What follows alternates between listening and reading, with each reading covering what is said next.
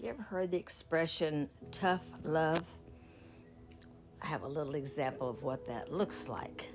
As a single parent, you're raising your children, and you're told to have tough love. Well,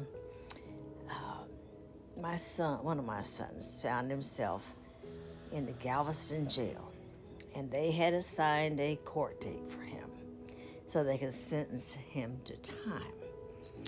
Well, I called and asked the date, and the fellow, whoever answered that phone, said, "There's no use in you coming down here because you won't be able to see him." And I said, "Well, listen, my son knows me, and he knows I'm going to be there, whether he sees me or not. What's the date?" And he gave it to me.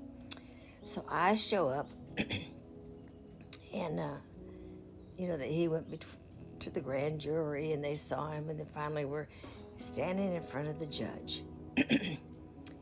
And the judge, he mentions what he's there for, and why my son is there. He was caught with so much marijuana, and all this. He said, "Okay," he said, "I'm going to let you out on bail." And I was standing right beside Rance, right beside him in front of the judge. And the judge says, "I I'll give you bail for $50. He said, "Now, if you're out on bail, that just, whoever guarantees the bail has to promise you'll be back here to such and such date." And I'm thinking, oh, I know my boy. He said, "So now I sentenced him to $50 bail." And I looked up at the judge. I said, "Judge, I don't have $50. He looked at me and he said, "Well," he said, "I can reduce that to $25. Now, my son's standing there looking at me. He knows I got $25. I said, "Judge, I don't have $25. And my son says, "Mother." The judge says, "Well, have you got $10? I said, "No, sir, I don't have $10. And then he looked at me and he gave me that little grin. He said, 3 months in jail."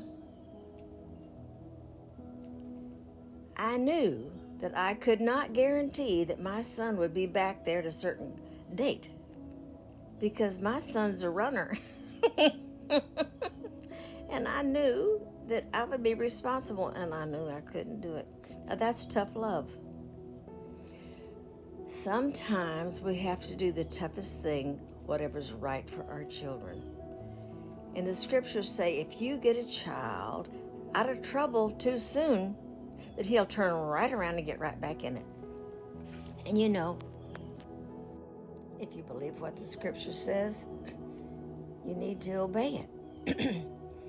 So anyway, when your children get in trouble, don't run and get them out of trouble. If they do something in school, make them pay for what they've done.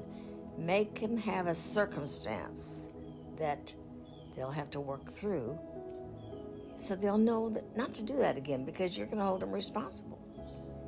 You need to teach them from the very youngest state. Just very calmly, now if you do that again, you will determine that this is what's going to happen. So it's your decision. And if it happens, make the punishment equal to the thing he did or they did. Well, y'all, exhibit that kind of tough love with your grandchildren. Make them mind and obey. Do it gently and in a loving way, but say, "Now this is the way it is. My grandchildren never did anything around me at my house." I'd say, "We don't do that here." And they just wouldn't do it. And they wouldn't act like that with their parents. Anyway, that's my 2 bits for today. You been through any of these problems? Tell me about it right here. And give me a little heart and a forward. I love you all. This is my 2 bits. Bye-bye.